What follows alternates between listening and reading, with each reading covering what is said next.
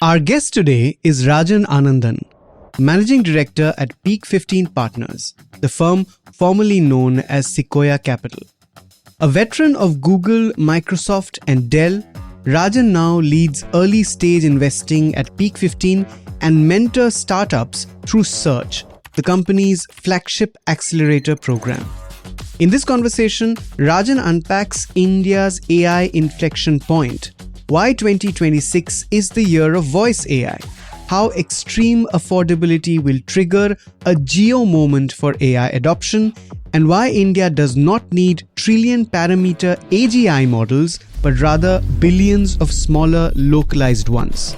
Now, Peak 15 had a landmark year in 2025 with major IPO exits delivering billions of dollars in realized gains. But the last few years have also been marked by corporate governance issues at its investees from BharatPe to Byju's, and a bunch of senior level exits, 3 of which actually happened a few days after we met Rajan. So, from entrepreneurship to exits, this interview packs a lot. Listen on, it's Monday the 9th of Feb. I'm Anirban Chowdhury. This is Corner Office Conversation.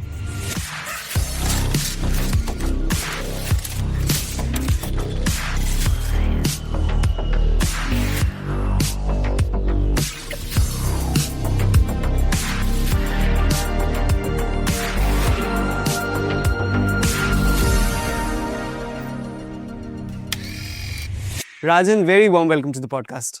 Thank you. Thank you for having me. Excited to be here. What are the lessons, especially from Google, that you used in Peak 15 in your stint here?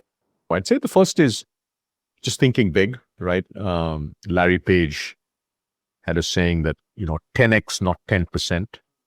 It takes the same amount of effort, but you have to think differently if you want to do something 10x, whether grow 10x or improve a product by 10x or cut costs by 10x. The second I'd say is thinking long term. Waymo was launched in 2009 and 2025 was the first time where Waymo really arrived at scale in San Francisco. That was 16 years later, right?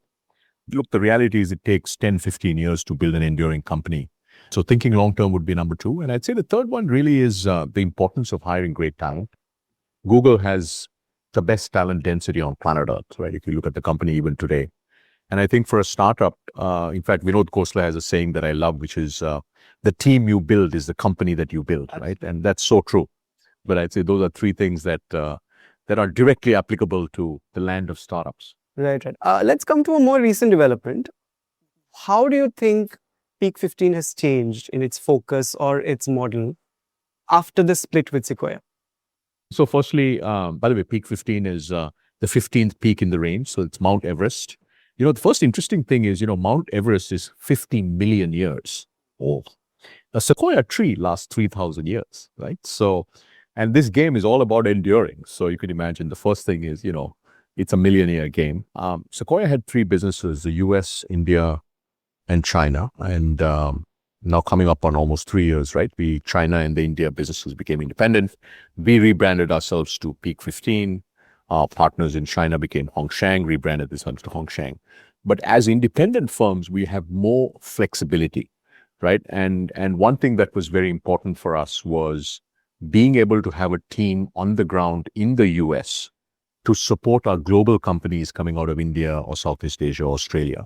Now, while we were part of Sequoia, we couldn't do that because you couldn't have 2 Sequoia teams in the US, right? There was Sequoia US, so you couldn't have another team. But once we became Peak 15, we are now being able to do that. We've got several partners now. We have 3 operating partners. We have 1 investing partner. So we have a full-time team of 5 now in the US. And that's been incredibly helpful to us. But at the end of the day, the core ethos, the things that we learned about how to invest in great companies, how to support companies over a long period of time, those all hold from our heritage from Sequoia. How do you read the AI innovation landscape in the country, or rather the tech landscape? What has changed in the way you see companies and their fundability compared to, say, 2021?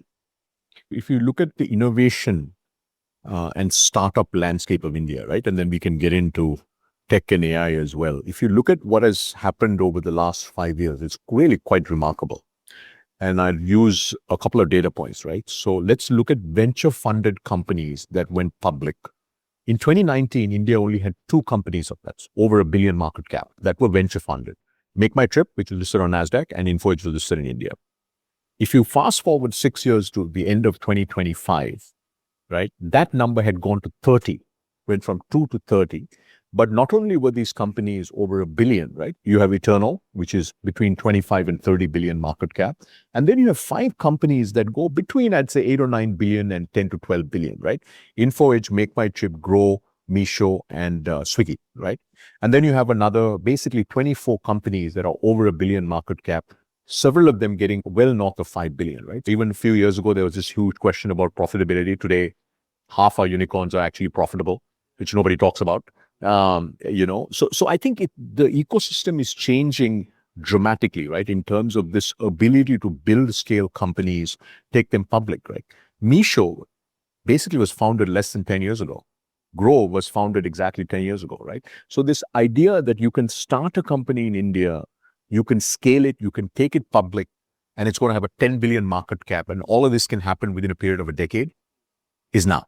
And then I'd say the last thing is, look, about 40% of seed-funded companies in 2025 were building for the world from day zero. So they're not targeting the $4 trillion Indian economy. They're targeting the $100 trillion global economy, and that includes AI companies.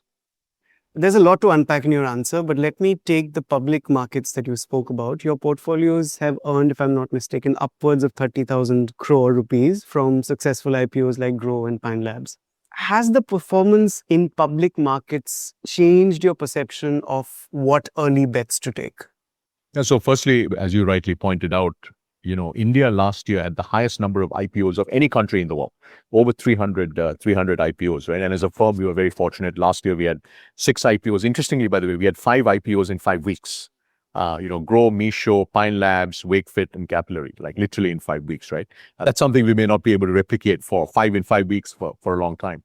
So as we think about the next 10 years, because, if you're making an early stage investment, we are partnering with an early stage founding team today, right?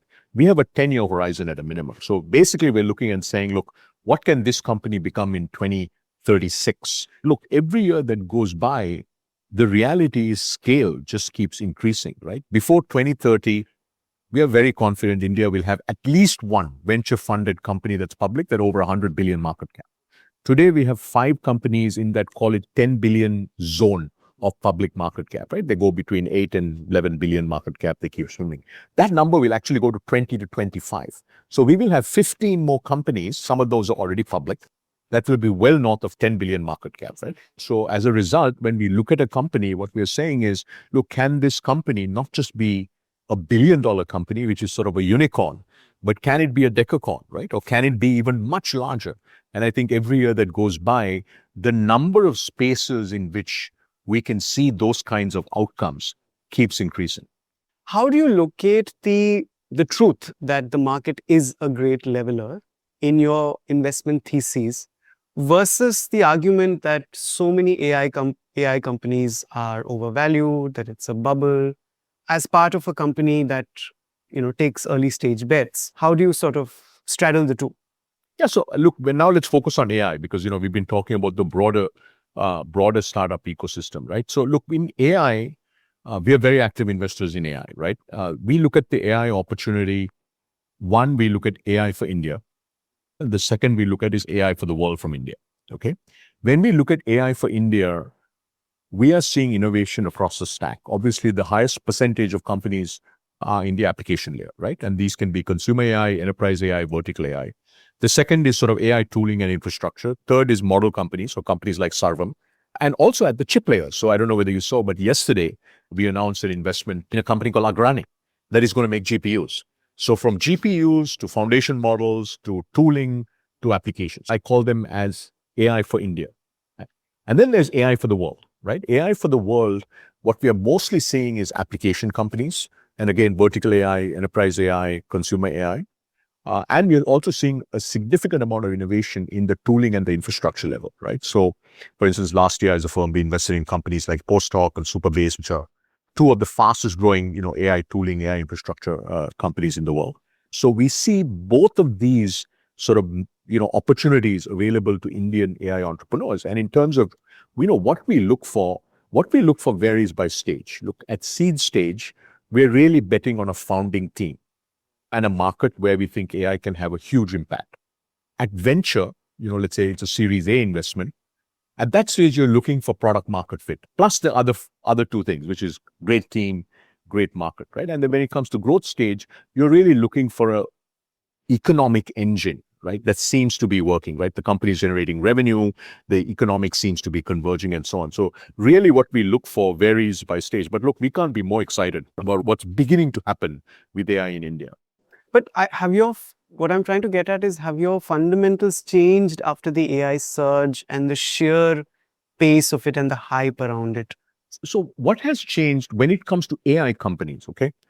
Because remember, India has this broad base of innovation, right? We have consumer brands, we have gaming companies, we have healthcare companies, we have fintech, financial services companies, we have semiconductor companies, we have space tech companies, right? So India has a very broad base of innovation.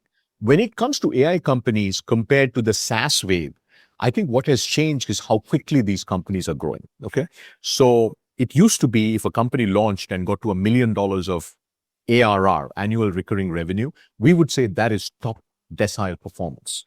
Today, if you launched and you got to $1 million of ARR, you're not even at the median, right? To be top decile, you probably have to go from launch to at least 3 or 4, 5 million of revenue, right? So the bar has gone up dramatically. Look, AI really is creating significant value, right? Something that used to take somebody 5 days now can be done in 30 minutes. Something that used to take an enterprise 3 weeks to do now is done in a day, right? And that kind of value creation we really didn't see from SaaS. Our benchmarks on how quickly can a company grow have changed dramatically, right? So especially when it comes to global software companies. Got it. But how do you react to, say, the points made in several circles about Indian innovators moving out of India, Indian AI innovators? If you're building an AI company that is targeting a global market, and let us just say that almost all your initial demand is in the US, and let's just say that you happen to be selling to the Fortune 100, right? So we have a company called True Foundry. They're the leading AI gateway company in the world right now. It's an early stage company. Nikunj, the co-founder and CEO, is based in the US. 2 of his co-founders are based here. The head of engineering is based here. The head of product is based here, right?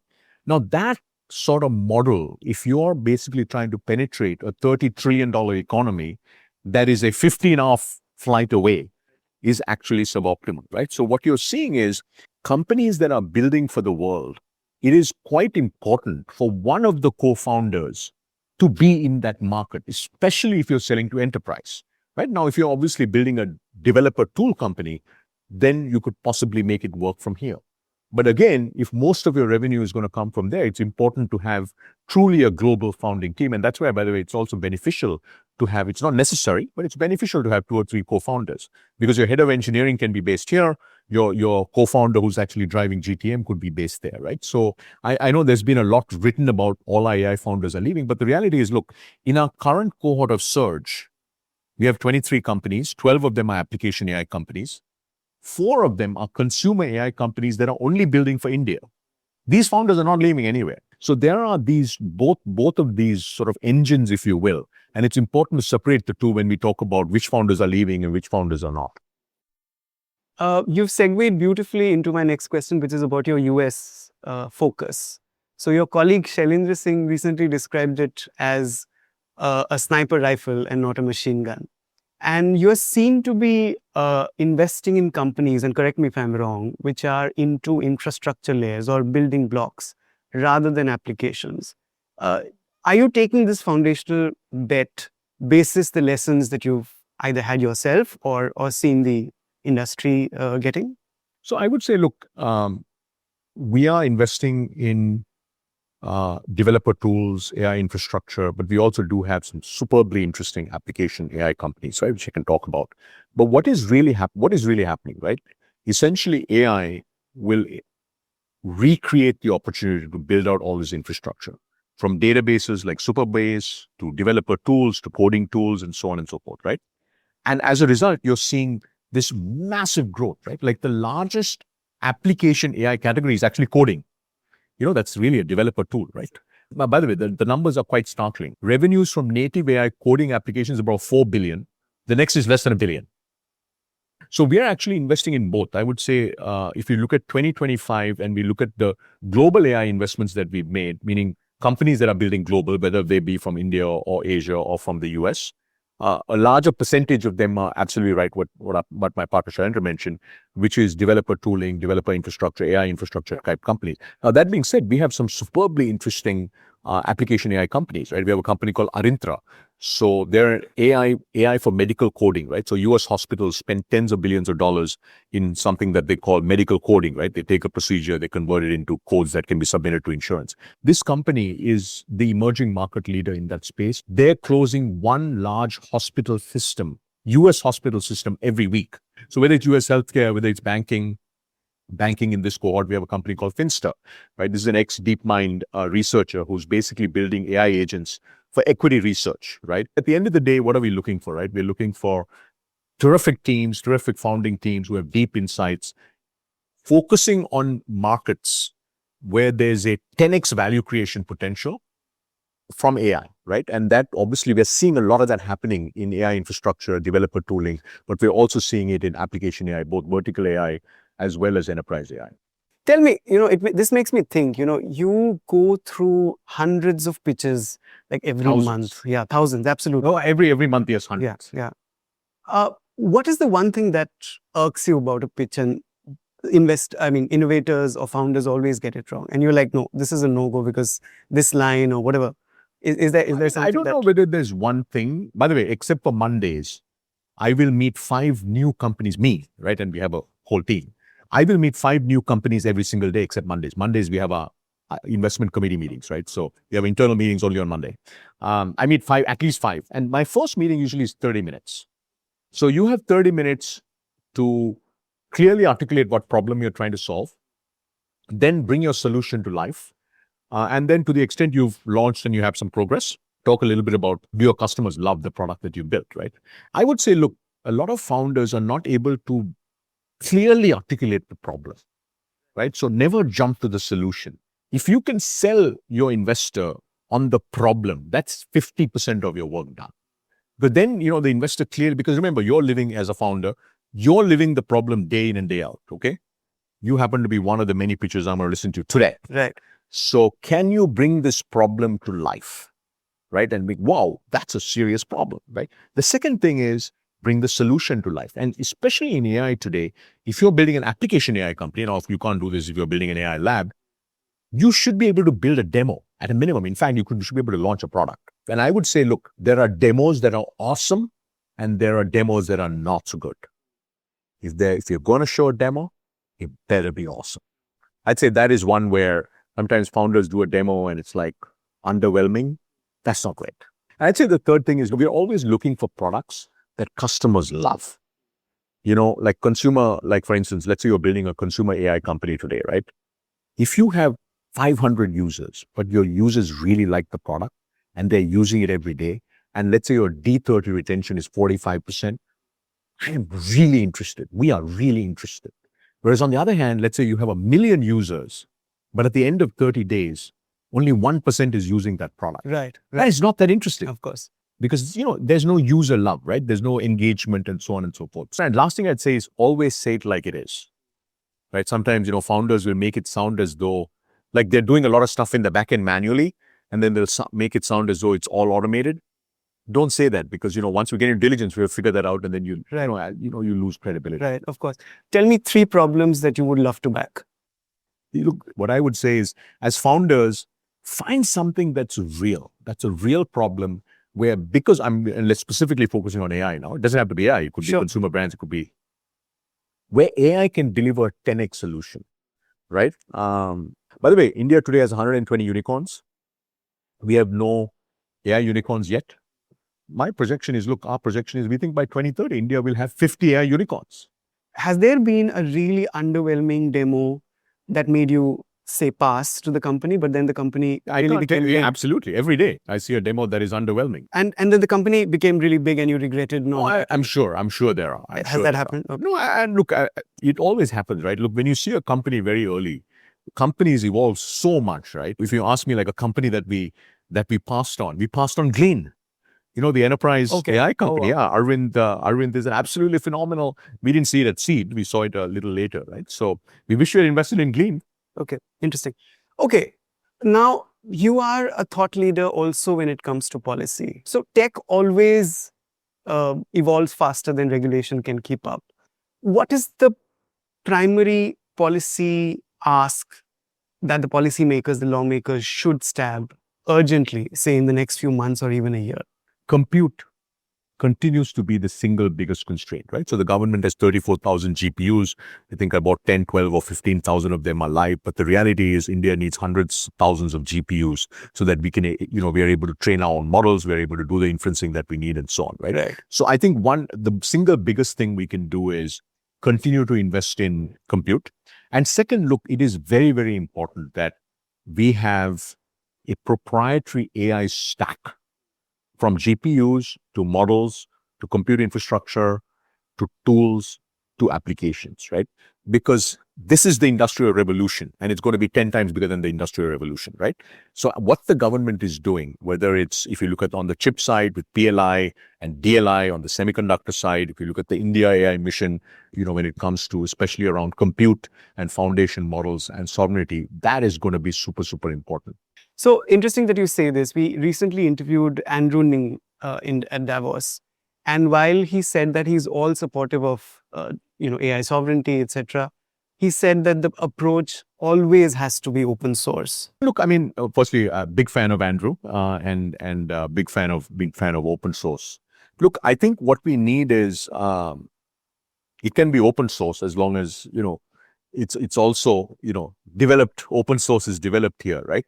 Because something that is open can become closed tomorrow. For AI to have large-scale impact in India, it has to do two things. One, it has to be extremely affordable, right? And second, it needs to be highly localized, local languages, cultural nuances, etc. So let's take actually voice AI. 2026 is the year of voice AI for India. The cost of human voice today, right, call centers, is between 5 rupees to 20 rupees. 5 rupees for very simple calls, and 20 rupees, if you have more advanced sort of collection calls and so on. The cost of voice AI today, the market price, not cost, is about 3 rupees. So we are already almost, we're 60% of the lowest human cost that you can get. But at 3 rupees a minute, we won't have the billion calls a day all moved to AI. What is going to happen in India is this 3 rupees will actually go to 2 rupees. In fact, if you're an enterprise and if you're paying more than 2 rupees, you're being gouged, right? Because there are Indian companies now, including Sarvam, right? That can offer much, much better, very high quality pricing at that. So the first thing is pricing, and our view is this will keep trending down, right? If you really want to go population scale on AI, you have voice AI that is 1/10 the cost of the lowest human cost that you can out there. And then boom, you'll see this massive explosion.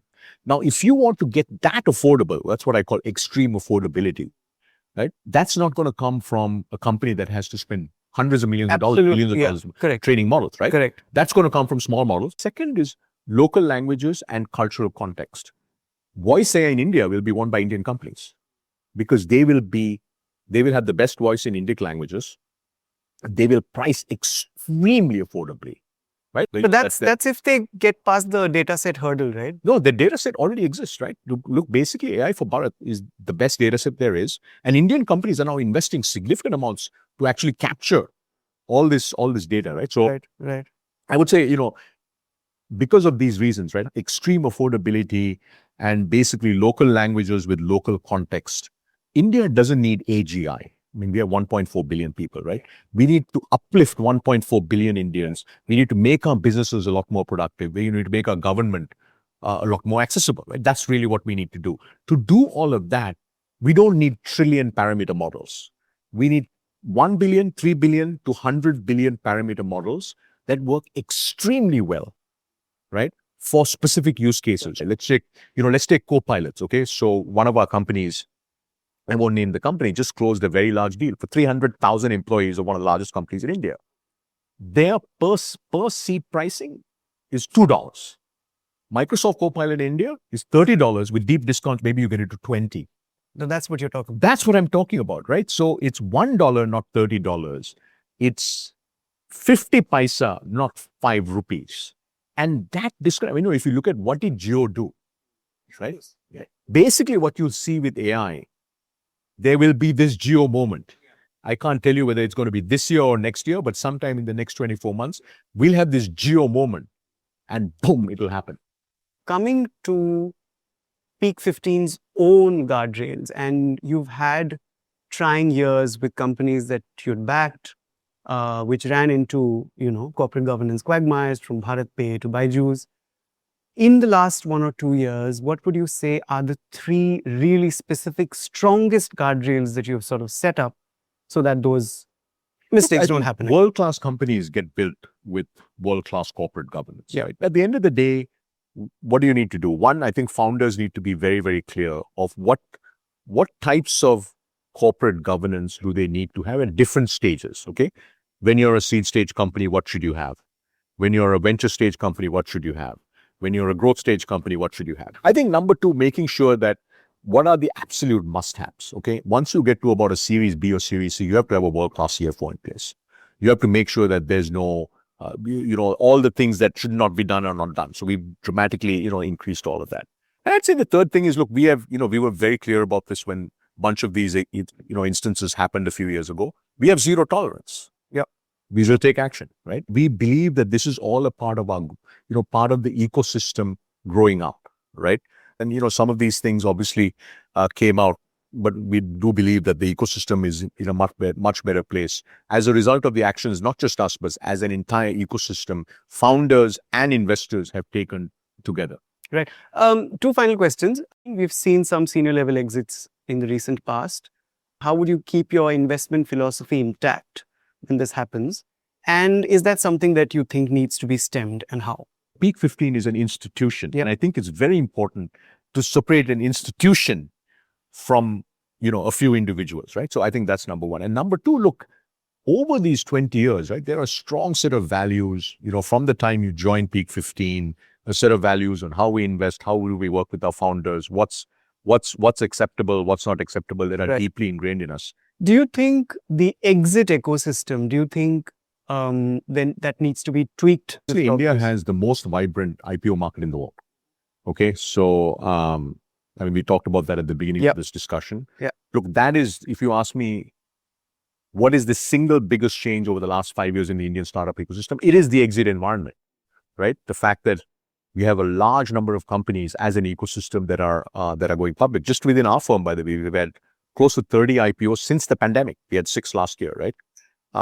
So the exit environment from an IPO standpoint is absolutely fantastic. Okay. What we want to make sure is we continue that, Right. that environment continues. I think what India hasn't had so far is strategic M&A.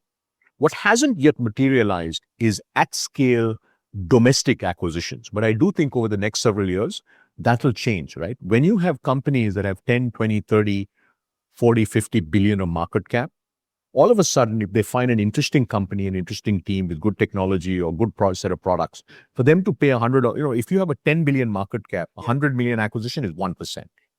But if you're a $500 million market cap company, 100 million acquisition is 20% of your market cap, right? So I do think over the next, IPO market is very vibrant. I think global M&A market, you'll see more and more of that happen. But I think domestic M&A over the next, call it 2, 3, 4, 5 years, as we have companies that get to scale, you'll see more of that happen. Right. And finally, Rajan, and I'll squeeze this one in, although I said 2 final questions. I can't let you go without asking you about, content and the attention economy. What are the 2, 3 things that most excite you about that space, even if from a distance? Look, the fastest growing category on the Indian consumer internet is micro dramas, Yes. right? Oh, 1 God. minute episode, 60 episodes in a series. The whole series is 60 minutes. We have never seen anything like it. By the way, we have 2 companies in our portfolio, Virello and Dashworth. We have never seen companies go from 0 to 100 crores, 0 to 200 crores, 0 to 500 crores of revenue this fast. We are now seeing the 10-cent moment happen in India. The 10-cent moment is where consumer internet monetization in China really hit mega scale outside of e-commerce. And interestingly, digital ads will continue to grow from strength to strength. By the way, I'll give you an interesting data point. When I joined Google in 2011, the entire digital ad market was $140 million. Last year, the digital ad market in India was $10 billion. 90,000 crores, okay? And it's growing at 20 or 25%, right? And that'll continue to grow. But I actually think the Indian consumer subscription market will be bigger than that decade from now. It's all about pricing. It's all about extreme affordability. 99 rupees a month, right? I think in the next few years, we will see the first Indian company that will have 100 million paying users, and each of those paying users will pay 99 rupees a month. And by the way, 10 million users and 99 rupees a month is 1,000 crore business, revenue business. 100 million users paying 99 rupees a month is a 10,000 crore revenue business. And that company is worth 1 lakh crore. On that very bullish note, thank you so much, Rajan, for joining us. Yeah, absolutely. Thank you for having me. That's it for today. This episode was produced by Vinay Joshi and Rajas Naik, sound designed by Amrit Reggie. Corner Office Conversation is a show where we speak to the most interesting business and thought leaders from India and the world. It drops on Mondays on your favorite listening platform. Also, don't miss the morning brief every Tuesday, Thursday, and Friday, wherever you get your podcasts. Stay tuned.